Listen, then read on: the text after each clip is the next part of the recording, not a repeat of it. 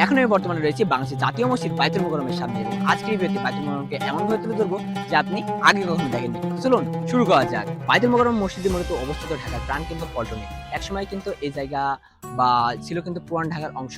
তবে একসময় বললেও এটা ভুল হবে। মূলত পল্টন কিন্তু নতুন ঢাকা এবং পুরান ঢাকার একজন মিলন স্থান বলা হয় এবং সেইখানে কিন্তু এই বাংলাদেশের জাতীয় মসজিদ এই বায়তুল মোকাররম অবস্থিত।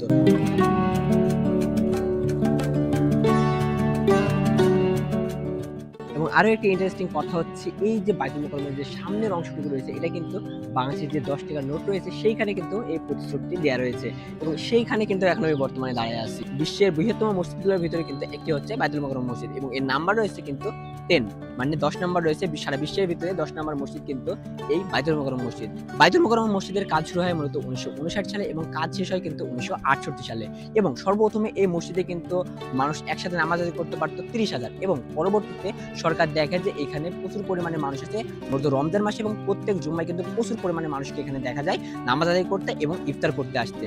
তো পরবর্তীতে সরকার যেটা করে মূলত এখানে জায়গা বাড়ায়। বায়তুল মোকাররম মসজিদ কিন্তু সর্বমোট ৮ তলা কিন্তু এর নিচে রয়েছে মার্কেট এবং উপরে মূলত নামাজ আদায় করা হয় এবং এই বায়তুল মোকাররম মসজিদ কিন্তু আমি বলতেই পারি এটা কিন্তু সর্বপ্রথম ছিল পারিবারিক একটি মসজিদ। কেন বলছি এ কথা হয়তো শুনে বিশ্বাস হবে না। মূলত এটি এখন বর্তমানে জাতীয় মসজিদ হলেও কিন্তু পাকিস্তানের শিল্পপতি আব্দুল লতিফ বাওয়ানি এবং তার ভাতিজা আব্দুল ইয়াহিয়া বাওয়ানি কিন্তু মূলত এই মসজিদটির তৈরি করার উদ্যোগ গ্রহণ করে এবং আরেকটা কথা না বললেই না, মূলত আমি যেখানে দাঁড়ায় আছি এখানে ছিল কিন্তু একটি বিশাল পুকুর এবং এই পুকুরটাকে মূলত বলা হয় পল্টন পুকুর। কিন্তু এখন বর্তমানে এই জায়গাটিকে মোজাইক বা পাথর দিয়ে মূলত টাইলস করা হয়েছে এবং এখানে কিন্তু প্রচুর পরিমাণে মানুষ এখন বর্তমানে নামাজ আদায় করতে আসে। তো এই ছিল আজকের ভিডিও। আই হোপ আপনার ভালো লেগেছে। দেখা হবে ইনশাআল্লাহ খুব শীঘ্রই। ততক্ষণ পর্যন্ত ভালো থাকুন, সুস্থ থাকুন।